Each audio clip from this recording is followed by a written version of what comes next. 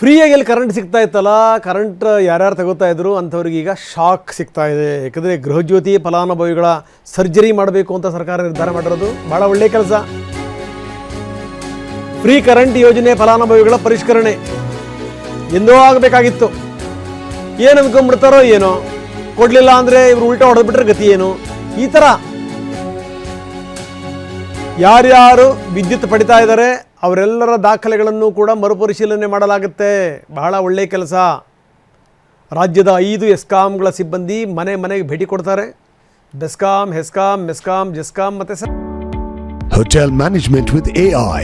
Join IIHM, International Institute of Hotel Management. BESCOM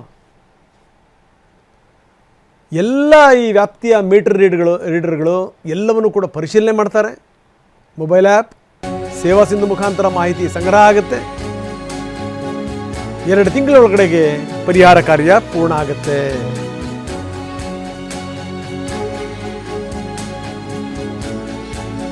ಇನ್ನು SIRಗೆ counter ಕೊಡುತ್ತಾ ಗೃಹಜ್ಯೋತಿ ಪರಿಶೀಲನೆ.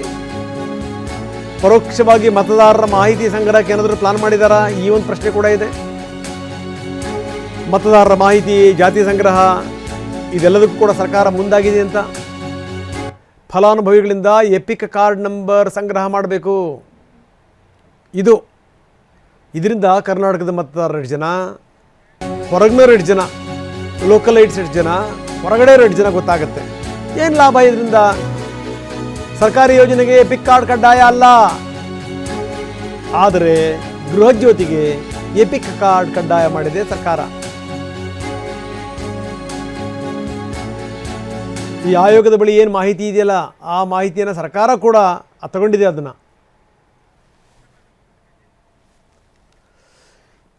ಬನ್ನಿ, ನಮ್ಮ ಪ್ರತಿನಿಧಿ ಪ್ರಸನ್ನ ನಮ್ಮೊಂದಿಗೆ ನೇರ ಸಂಪರ್ಕದಲ್ಲಿದ್ದಾರೆ. ಪ್ರಸನ್ನ, ನೋಡಿ ಯಾವ್ಯಾವ ಈ ಭಾಗ್ಯಗಳಿದ್ವಲ್ಲ, ಆ ಭಾಗ್ಯಗಳಿಗೆ ಕತ್ತರಿ ಹಾಕುವಂಥ ಕೆಲಸ ಶುರುವಾಗಿದೆ. ಈ ಕೆಲಸ ಎಂದೂ ಆಗಬೇಕಾಗಿತ್ತು. ನಾನು ಆರಂಭದಲ್ಲಿ ಒಂದು ಮಾತನ್ನು ಹೇಳಿದೆ, ಯಾರು ಏನು ಅಂದ್ಕೊಂಡ್ಬಿಡ್ತಾರೋ, ಎಲ್ಲಿ ಉಲ್ಟಾ ಹೊಡೆದು ಬಿಡ್ತಾರೋ ಏನೋ ಎತ್ತೋ. ಈ ಬಹುತೇಕ ಯೋಜನೆಗಳು ಅದು ಲಾಭ ತರುತ್ತೋ ನಷ್ಟ ತರುತ್ತೋ ಕಂಟಿನ್ಯೂ ಆಗೋ ಕಾರಣ ಏನಪ್ಪ ಅಂತಂದರೆ ಭಯದಿಂದ. ಆದರೆ ನಿಜಕ್ಕೂ ಈ ಸರ್ಕಾರವನ್ನು ಮೆಚ್ಚಬೇಕು. ಯಾಕಂದರೆ ಬಂದ ತಕ್ಷಣವೇ ಎಲ್ಲದಕ್ಕೂ ಕೂಡ ಕತ್ತರಿ ಹಾಕಬೇಕು ಅಂತ ತೀರ್ಮಾನಕ್ಕೆ ಬಂತು.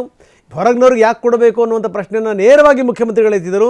ಇನ್ನು ಗೃಹಜ್ಯೋತಿ ವಿಚಾರಕ್ಕೆ ಸಂಬಂಧಪಟ್ಟಂಗೆ ಈ ಫ್ರೀಯ ಕರೆಂಟ್ ಯಾರು ತಗೊಳ್ತಾ ಇದ್ರು ಅವ್ರಿಗೂ ಕೂಡ ಶಾಕ್ ಕಾದಿದೆ. ಇದರಲ್ಲೂ ಕೂಡ ಸರ್ಕಾರದ ಒಂದು ತಂತ್ರ ಇದೆ. ಎಲ್ಲ ವಿವರಗಳನ್ನು ಕಲೆ ಹಾಕಲಿಕ್ಕೇ ಸರ್ಕಾರ ಈ ಮನೆ ಮನೆಗೆ ಎಲ್ಲರನ್ನ ಕಳಿಸಿ ವಿವರಗಳನ್ನು ಸಂಗ್ರಹಿಸ್ತಾ ಇದೆ ಅನ್ನುವಂಥ ಮಾತಿದೆ. ಏನಂತೀರಿ? ಹೌದು ರಂಗನಾಥ್, ಸರ್ಕಾರ ಎಷ್ಟೇ ಈ ರೀತಿಯ ಗ್ಯಾರಂಟಿ ಯೋಜನೆಗಳನ್ನ ಉಚಿತವಾಗಿ ನೀಡ್ತಾ ಇದ್ರೂ ಕೂಡ ಹಲವಾರು ಲೋಪದೋಷಗಳು ಈ ಯೋಜನೆಗಳಲ್ಲಿ ಇದ್ವು. ಅದನ್ನ ಪರಿಷ್ಕರಣೆ ಮಾಡುವಂತಹ ಒಂದು ಬಹುದೊಡ್ಡ ಸಾಹಸಕ್ಕೆ ಇದೀಗ ಸರ್ಕಾರ ಕೈ ಹಾಕಿದೆ. ಇವತ್ತಿನಿಂದ ಗೃಹಜ್ಯೋತಿ ಸ್ಕೀಮ್ನ ಅಡಿಯಲ್ಲಿ ಬರುವಂತಹ ಎಲ್ಲ ಮನೆಗಳ ಭೇಟಿ ಮಾಡಿ ಅವುಗಳಿಗೆ ಹೆಚ್ಚುವರಿ ದಾಖಲೆಗಳನ್ನು ಸಂಗ್ರಹ ಮಾಡುವಂತಹ ಕೆಲಸವನ್ನ ಎಸ್ಕಾಂ ಸಿಬ್ಬಂದಿ ಮಾಡೋದಕ್ಕೆ ಇವತ್ತಿನಿಂದ ಪ್ರಾರಂಭ ಮಾಡ್ತಾ ಇದ್ದಾರೆ. ಇಷ್ಟು ದಿನಗಳ ಕಾಲ ಗೃಹಜ್ಯೋತಿ ಉಚಿತ 200 ಯೂನಿಟ್ ಉಚಿತ ವಿದ್ಯುತ್ ಯೋಜನೆಯಡಿಯಲ್ಲಿ ಕೇವಲ ಆಧಾರ್ ಲಿಂಕ್ ಆಗಿತ್ತು ಮತ್ತು ಮನೆ ಮಾಲೀಕರು ಅಥವಾ ಬಾಡಿಗೆದಾರರ ಒಂದು ಮಾಹಿತಿ, ಕೇವಲ ಪ್ರಾಥಮಿಕ ಮಾಹಿತಿ ಮಾತ್ರ ಲಿಂಕ್ ಆಗಿತ್ತು. ಆದ್ರೆ ಈಗ ಕಳೆದ 3 ವರ್ಷಗಳಲ್ಲಿ ಹಲವಾರು ಮನೆಗಳ ಮಾರಾಟ ಆಗಿದೆ, ಬಾಡಿಗೆದಾರರು ಬದಲಾಗಿದ್ದಾರೆ, ಮನೆ ಮಾಲೀಕರು ಮೃತಪಟ್ಟಿದ್ದಾರೆ, ಬಾಡಿಗೆದಾರರು ಮೃತಪಟ್ಟಿದ್ದಾರೆ. ಅಷ್ಟಿದ್ರೂ ಕೂಡ ಅವರುಗಳಿಗೆ ಉಚಿತ ವಿದ್ಯುತ್ ಯೋಜನೆಯ ಅಡಿಯಲ್ಲಿ ಲಾಭ ಹೋಗ್ತಾ ಇದೆ. ಇದೆಲ್ಲವನ್ನೂ ಕೂಡ ಇದೀಗ ಪರಿಷ್ಕರಣೆ ಮಾಡಬೇಕು ಅಂತ ಹೇಳಿ ಸರ್ಕಾರ ಹೊರಟಿದೆ. ಇದೇ ಕಾರಣಕ್ಕೋಸ್ಕರ ಇದೀಗ ಹೆಚ್ಚುವರಿ ದಾಖಲೆಗಳನ್ನ ಮನೆಗೆ ಭೇಟಿ ಕೊಡುವಂತ ಎಸ್ಕಾಂ ಸಿಬ್ಬಂದಿ ಸಂಗ್ರಹವನ್ನ ಮಾಡ್ತಾರೆ. ಇದರಲ್ಲಿ ಪ್ರಮುಖವಾಗಿರುವಂತದ್ದು ಕರ್ನಾಟಕದ ಮತದಾರರು ಯಾರು, ಕರ್ನಾಟಕದ ಮತದಾರರು ಯಾರು ಅಲ್ಲ ಅನ್ನುವಂತ ಮಾಹಿತಿಯನ್ನು ಇದೀಗ ಸರ್ಕಾರ ಸಂಗ್ರಹ ಮಾಡೋದಕ್ಕೆ ಹೊರಟಿರುವಂತದ್ದು ಮಹತ್ವದ ಘಟ್ಟ ಅಂತಲೇ ಪರಿಗಣಿಸಬೇಕಾಗುತ್ತೆ. ಮುಖ್ಯಮಂತ್ರಿಗಳು ಈಗಾಗಲೇ ಸ್ಪಷ್ಟಪಡಿಸಿರುವ ಹಾಗೆ ಯಾರು ಕರ್ನಾಟಕದ ಮತದಾರರಾಗಿರ್ತಾರೆ ಅವರಿಗೆ ಮಾತ್ರ ಈ ಗ್ಯಾರಂಟಿ ಸ್ಕೀಮ್ಗಳ ಯೋಜನೆಯ ಲಾಭ ಸಿಗುತ್ತೆ. ಹೊರ ರಾಜ್ಯದಲ್ಲಿ ಎಪಿಕ್ ಕಾರ್ಡ್ ಹೊಂದಿರುವಂತವರು, ಹೊರ ರಾಜ್ಯದ ಮತದಾರರಾಗಿರುವಂತವರು ಇಲ್ಲಿ ಗ್ಯಾರಂಟಿ ಯೋಜನೆಯ ಲಾಭ ಪಡ್ಕೊಳ್ತಾ ಇದ್ರೆ ಅಂತವರಿಗೆ ಇನ್ನು ಮುಂದೆ ಗ್ಯಾರಂಟಿ ಲಾಭ ಸಿಗೋದಿಲ್ಲ. ಅದನ್ನೇ ಅತ್ಯಂತ ಸ್ಪಷ್ಟವಾಗಿ ಈಗ ಆದೇಶದಲ್ಲಿ ಹೊರಡಿಸಲಾಗಿದೆ. ಮನೆಗೆ ಭೇಟಿ ಕೊಡುವಂತಹ ಎಸ್ಕಾಂನ ಸಿಬ್ಬಂದಿ ಈ ದಾಖಲೆಯನ್ನ ಮೊದಲು ಸಂಗ್ರಹವನ್ನ ಮಾಡ್ತಾರೆ.